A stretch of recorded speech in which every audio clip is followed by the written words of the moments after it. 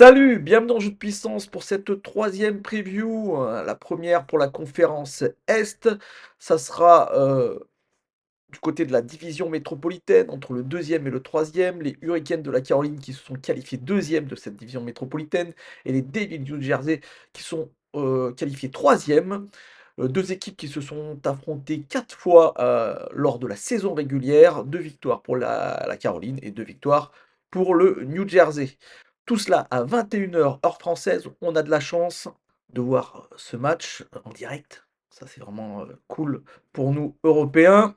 C'est la sixième fois que les deux équipes s'affrontent en série éliminatoire de la Coupe Stanley. La Caroline a remporté les quatre dernières séries, donc la plus récente en 5 matchs lors du deuxième tour en 2023. Les Hurricanes n'ont pas perdu au premier tour depuis 2020. Le point commun entre ces deux équipes sur le plan offensif est qu'elles ont toutes deux du mal à concrétiser leurs occasions à 5 contre 5. La différence est que les Devils disposent d'un jeu de puissance en pleine effervescence pour compenser, alors que les Ken peinent à marquer un avantage numérique. La différence aussi, c'est que les unités spéciales de l'autre côté, le penalty kill, est vraiment meilleur du côté des Hurricanes de la Caroline. Donc là, on est un peu à égalité.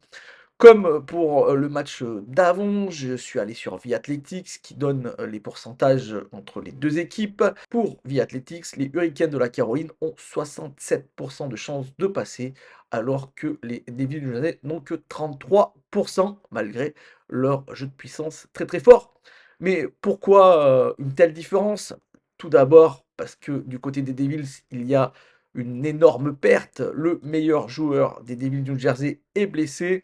Il s'est fait opérer de l'épaule le 5 mars et il ne jouera pas du tout aucun match de ces séries, même si les Devils devraient aller jusqu'en finale et gagner la Coupe Stanley, il ne serait pas disponible à cause de cette opération.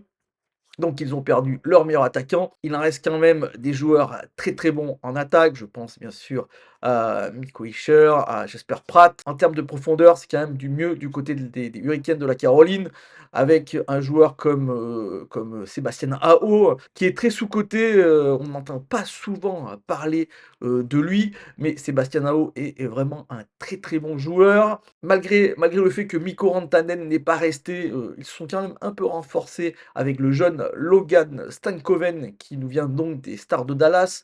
Donc c'est un jeune joueur, il était rookie cette saison, mais il est très bon et pourrait amener énormément de choses. Et surtout, on a une base défensive vraiment excellente du côté des Hurricanes de la Caroline. C'est vraiment c'est ce jeu de défense et de forecheck qui fait que cette équipe est très forte. Malgré un gardien dont on ne sait pas si on pourra compter sur lui tous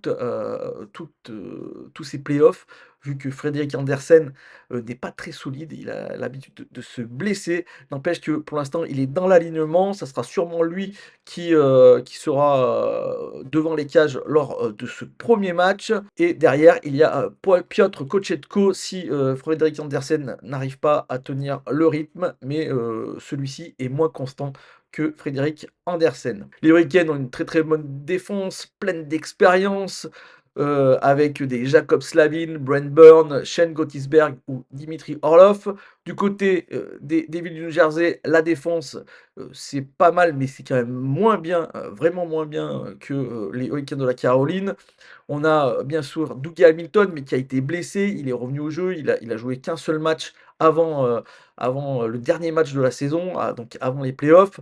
Est-ce qu'il sera en capacité? Est-ce qu'il est à 100%? C'est la vraie question. Après, il y a Luc Hughes qui fait partie donc de ce trio familial avec Quinn Hughes, Jack Hughes et Luc Hughes qui est là et qui est plutôt pas mal, mais ensuite, c'est un peu moins bon. Et surtout qu'on avait récupéré des Flammes de Calgary un très bon gardien, Jacob Markstrom, mais qui a été très décevant cette saison. Et on se demande même si c'est lui qui va commencer le premier match, au vu du fait que franchement, il a été très décevant et que son gardien numéro 2 a été même meilleur.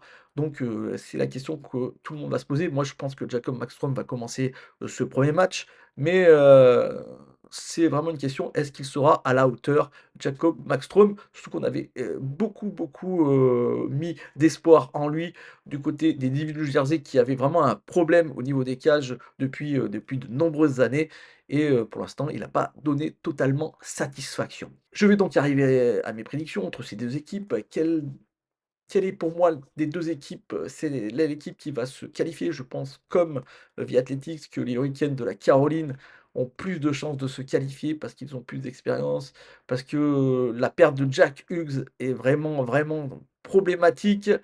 Même si la présence de joueurs comme Isher et Bratt et le potentiel supérieur à la moyenne de Markstrom pour voler peut-être quelques matchs, font que les Devils peuvent peut-être éliminer cette équipe des Hurricanes de la Caroline. Je penche plutôt vers l'expérience et la domination démontrée par les Hurricanes à 5 contre 5 depuis des nombreuses années pour mettre, si j'avais une pièce à mettre, une pièce sur les Hurricanes de la Caroline et pas sur les Devils du New Jersey. Voilà, j'espère que cette petite vidéo vous a plu. Si c'est le cas, n'hésitez pas à me faire un petit like, un petit commentaire ou la partager. Moi, je vous dis, eh ben, à bientôt pour un nouveau preview. Ciao!